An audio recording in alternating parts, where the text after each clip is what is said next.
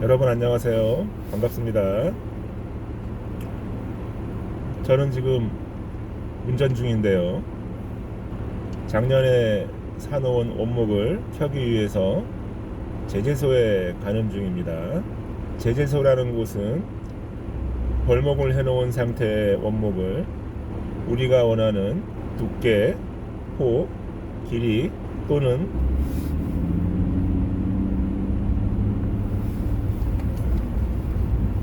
원하는 나뭇결을 얻기 위해 켜는 곳을 말합니다.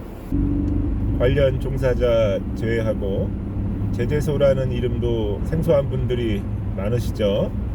목재소와 목공소를 헷갈려 하시는 분들도 있던데요. 목공소에 전화를 해서 나무를 왜 안 파느냐 이렇게 물어보는 분도 가끔 계신데요. 제재소는 나무를 켜는 곳, 목재소는 나무를 파는 곳, 목공소는 나무를 가지고 일하는 곳을 말하죠.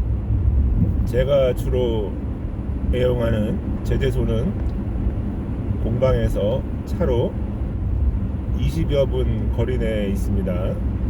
그 중간에도 여러 제재소가 있겠으나 저희 선생님 때부터 오래 거래해온 제재소를 자주 가는 편이죠. 제재소 사장님들의 나이가 대부분 다 많으신데요. 평균적으로 60대 후반, 70대 초반 이 정도 되신 분들이 많습니다. 저는 상대적으로 좀 더 젊기 때문에 저와 비슷한 젊은 사람과 일을 같이 해야 오래 함께 할 수 있는데 저희 선생님 세대들과 같이 일을 하게 되니 언제까지 같이 일할 수 있을까 하는 불안감도 조금은 있겠죠. 다행히 제가 가는 제재소는 오래 일하신 사장님 아드님이 제재소를 물려받을 걸로 보여서 저보다 젊은 예비 사장님과 오래 같이 일할 수 있다고 생각하니 아주 흡족하답니다. 자, 여러분 지금 지나는 이곳은 김포 한강신도시의 가장 핫한 플레이스 바로 이마트 앞을 지나고 있습니다. 평소 합판이나 집성목류만 가지고 작업을 하는 직업인들은 제재소와의 거래 관계가 적겠지만 사용하는 목재 비중에 원목이 높은 저와 같은 직업인들은 제재소와 건조장 같은 곳의 거래 관계가 밀접할 수밖에 없는 것이죠. 가끔 저의 작업실을 찾아온 후배들 얘기를 들어보면 제재소라는 곳은 접근하기가 조금 불편하고 까다롭다 이런 얘기들을 많이 하는데요.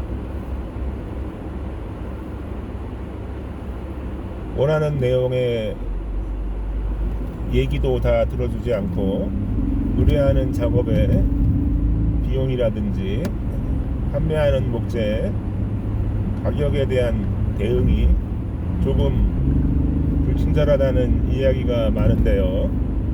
제재소라는 곳을 가서 작업을 같이 해보면 일단 나무를 켜는 대차기, 톱밥을 빨아들이는 대형 집진기 등 소음이 심하고 대형 지게차를 이용해 굵고 길다란 원목 등을 움직이기 때문에 위험하기도 합니다. 얼마나 소음이 큰지 거리가 조금 떨어진 사람과 정상적인 대화가 어려운 상황인 거죠. 제재소는 대부분 임가공을 해서 먹고 살고 제재 비용을 시간당으로 환산해서 받기 때문에 작업하는 시간이 곧 돈이고 지게차에 1명, 대차기에 1명, 나무를 빼고 쌓는데 1명, 2명 이렇게 딱 역할 분담을 해서 작업을 하기 때문에 중간에 상담을 하거나 하는 인력이 따로 없으면 뜨내기처럼 오는 손님들 응대하기가 쉽지 않은 구조인 것이죠. 물론 저희처럼 오래 거래를 해왔고 서로 관계가 돈독하면 버선발로라도 뛰어나와서 반기고 다른 집에 가져가면 못이 있느니 없느니 까탈을 부리는 작업도 마다하지 않고 해주게 되는 것입니다. 제가 후배들한테 그런 면을 이해하라고도 얘기해주고, 더 중요한 것은 어떻게든 그들과 관계를 형성하라는 것입니다. 모든 작업을 원활케 하기 위해서는 무엇보다 관계가 중요하다는 것이죠. 자, 여러분, 저는 잠시 후에 제재소에 도착을 하겠고요. 오늘은 제재하는 장면을 짬짬이 영상으로 남겨 편집 후 지금까지 떠든 내용과 함께 올려보도록 하겠습니다. 자, 오늘 날씨가 올해 들어 가장 따뜻한 날씨 같은데요. 그래도 오늘은 거의 하루 꼽아 야외에서 일해야 되기 때문에 이렇게 모자도 쓰고 목도리도 하고 춥지 않게 단단히 입었습니다. 여러분도 오늘 하루 즐겁게들 보내시고요. 좋은 하루들 보내십시오.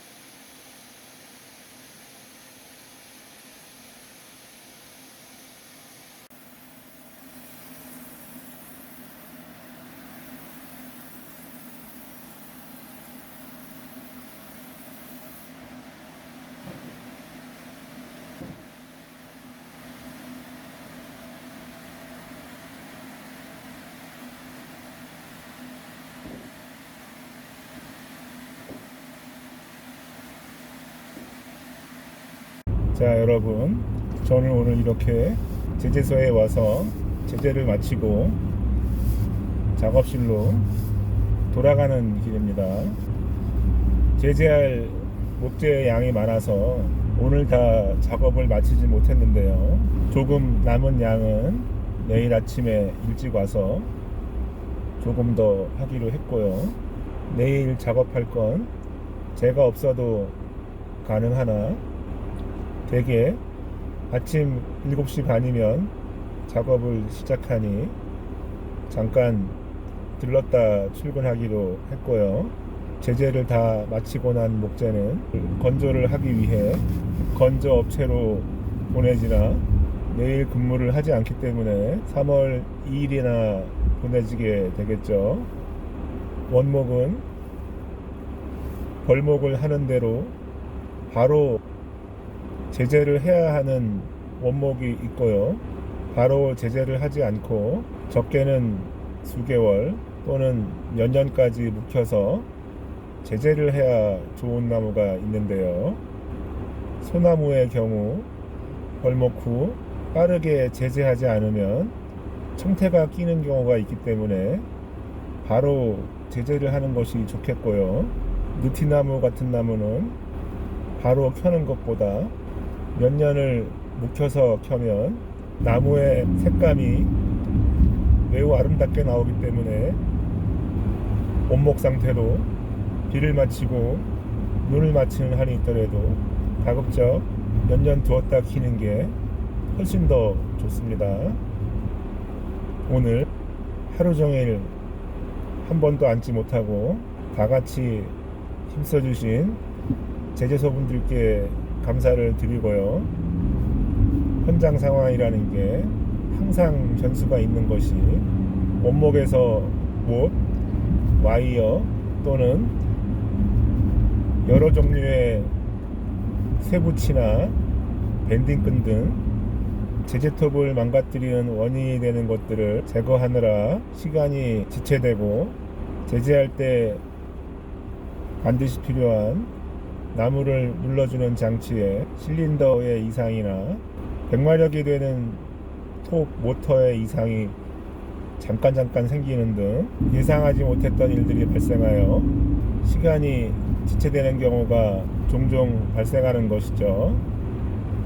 그 외에도 지나치게 굽은 나무의 중간을 잘라야 한다거나 운반을 돕기 위해 철 밴딩을 해야 하는 등 순수하게 제재를 하는 시간 외에 나무를 골라서 올리고 내리고 쌓고 묶고 하는 여러 가지 작업들을 병행하게 되는 것입니다.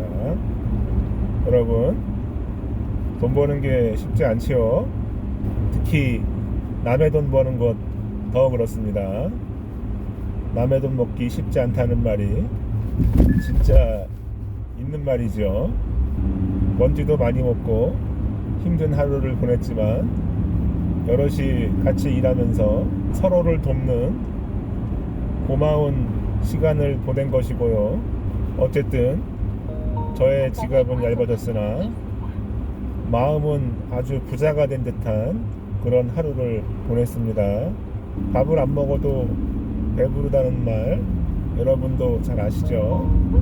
이렇게 땅속에 뿌리를 받고 수십 년 이상 자라 누군가의 손에 의해서 베어져 저와 같은 목수들 손을 만나 또 다른 모습으로 살게 되는 나무의 일생을 우리는 볼 수 있는 것이죠. 여러분 덕분에 모처럼 즐거운 하루 보냈고요. 오늘도 저의 영상이 여러분들에게 조금이나마 볼거리가 있었기를 바랍니다. 저는 또 다음 영상으로 여러분 찾아뵐게요. 오늘도 좋은 하루들 보내시고 더 행복하시길 바랍니다. 감사합니다.